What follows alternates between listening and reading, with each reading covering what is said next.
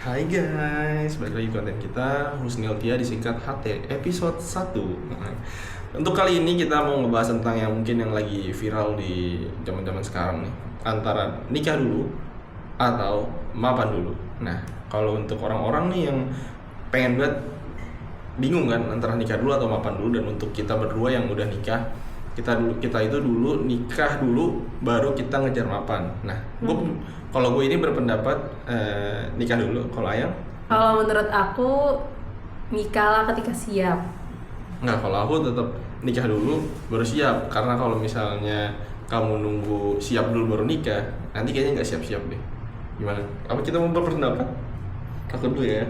Kalau menurut aku tuh kenapa aku selalu bilang nikah dulu, karena kalau kita nikah dulu itu kita nggak bakal jauh umurnya sama anak kita, pertama. Terus yang kedua, untuk perempuan, gue nggak diskriminasi sosial, tapi untuk perempuan, lu tahu sendiri dah, lu tuh kan pasti punya masanya, ada masa suburnya dan ada menopausnya. Nah, kalau lu nikah nanti di usia 35 sampai 40, itu kan masanya udah hampir masa-masa menopause yang kalau kalian ingin punya anak itu sangat rentan sekali. Beda sama yang namanya laki-laki.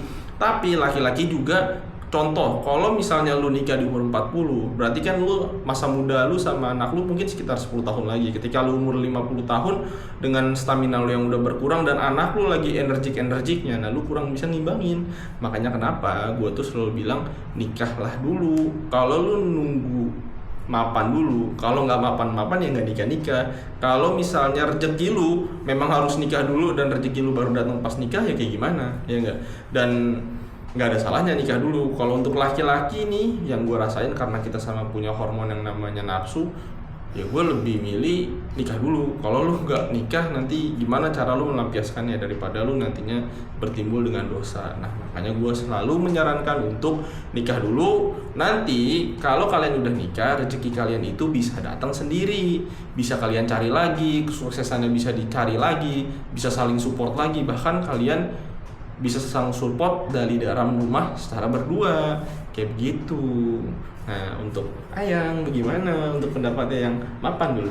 Kalau menurut aku, yang pertama sebaiknya kalau misalnya mau menikah itu mapan secara finansial. Sebenarnya nggak harus punya penghasilan standar. Misalnya standar penghasilan itu nggak harus yang kayak berpuluh-puluh juta sih, paling nggak ya punya pekerjaan. Karena kalau misalnya laki-laki, terutama laki-laki ya, kalau misalnya perempuan kan itu wajib dinafkahi. Yang wajib menafkahi kan laki-laki. Paling enggak laki-laki itu mempunyai pekerjaan, entah itu tetap atau enggak, tapi dia tuh udah punya pekerjaan, dimana pekerjaan itu tuh dapat menghasilkan uang untuk menghidupi istrinya. Terus yang kedua, mapan dalam artian regulasi emosi. Kadang kan orang tuh emosi itu kan stabil, nggak harus lihat usia ya. Maksudnya ada orang yang masih muda tapi secara emosional dia tuh udah stabil. Nah, kalau menurut aku tuh penting banget, karena ketika menikah itu tuh ternyata banyak banget permasalahan-permasalahan ya, entah itu permasalahan kecil terus kemudian bisa menjadi besar. Nah, kalau misalnya kita tuh belum stabil secara emosi, itu tuh bakal bisa kayak meledak-ledak gitu loh. Nah, kalau dalam case kita berdua tuh ya sama-sama dewasa ya. Enggak, mohon maaf, saya lebih dewasa karena umurnya udah berbeda. Karena saya dan Tia umurnya sedikit berbeda. Saya lebih tua 3 tahun, jadi saya lebih dewasa harusnya.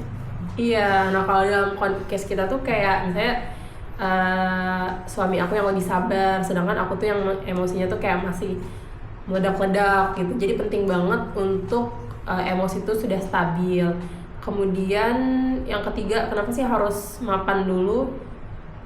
Mapan dalam artian misalnya nih kamu kayak pengen kuliah, terutama buat perempuan ya. Kita tuh jangan mau jadi perempuan yang kalau misalnya udah nikah kita tuh nggak punya penghasilan gitu loh. Karena menurut aku nggak enak banget kalau misalnya udah nikah terus kita tuh pengen beli sesuatu. Nah, kalau kita nggak kerja, jadi kita tuh cuma ngarep penghasilan dari suami doang gitu loh. Nah, itu tuh nggak enak banget. Sedangkan kalau kita punya penghasilan sendiri, kita kerja, kan buat kerja itu kan yang pasti harus berpendidikan ya. Saya paling nggak tuh udah S1 gitu, udah kelar kuliahnya. Jadi kita tuh bisa beli apa yang kita mau gitu loh. Tapi tidak menghilangkan peran suami sebagai imam. Terus apa lagi ya? Udah sih itu kalau misalnya aku ya, baiknya menikahlah ketika sudah menemukan pasangan yang siap.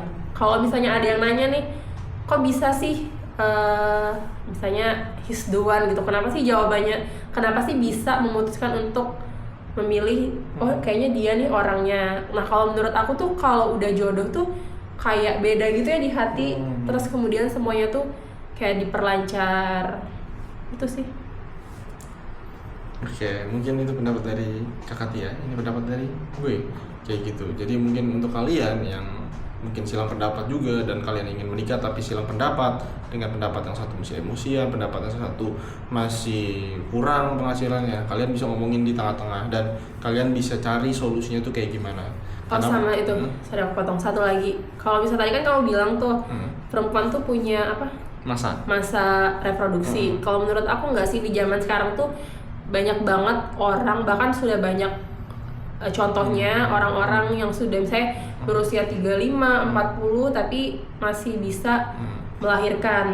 Jadi kalau menurut aku itu bukan suatu masalah sih, karena udah banyak contohnya, apalagi di zaman sekarang tuh kayak udah bisa bayi tabung, terus sel telurnya udah bisa disimpan dulu, nanti kalau misalnya dia udah menikah di usia berapa itu tuh bisa kepake.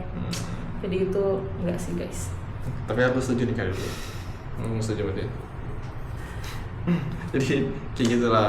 Sekian mungkin dari pendapat kita berdua. Nanti kita bakal adu pendapat lagi di video-video selanjutnya yang lebih panas. Kayak gitu guys. Thank you.